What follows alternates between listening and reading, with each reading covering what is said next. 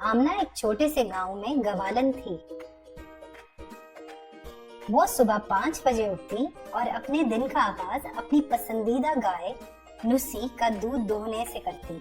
गाय का रंग गहरा भूरा था, बड़ी बड़ी आंखें और लंबी पलकें थी।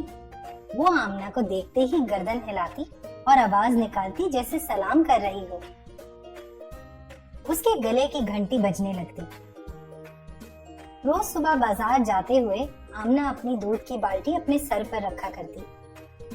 आज सुबह आमना ने सोचा, आज नुसी ने रोजाना की निस्बत ज्यादा दूध दिया है। अगर वो रोजाना ज्यादा दूध दे तो मुझे ज्यादा पैसे मिलेंगे।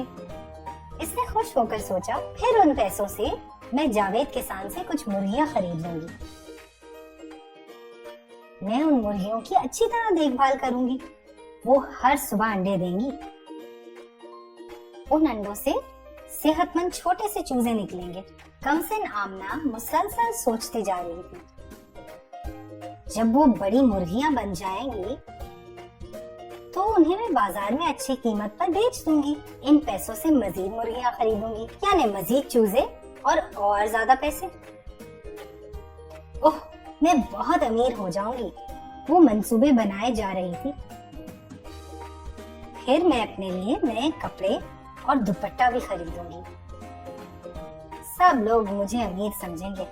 आह, मेरे हर काम में दखल देने वाली परवीन जो है पड़ोसन, बहुत हसद करेगी, लेकिन मुझे परवाह नहीं। मैं उसको नहीं देखूंगी और ऐसे सर को झटकूंगी।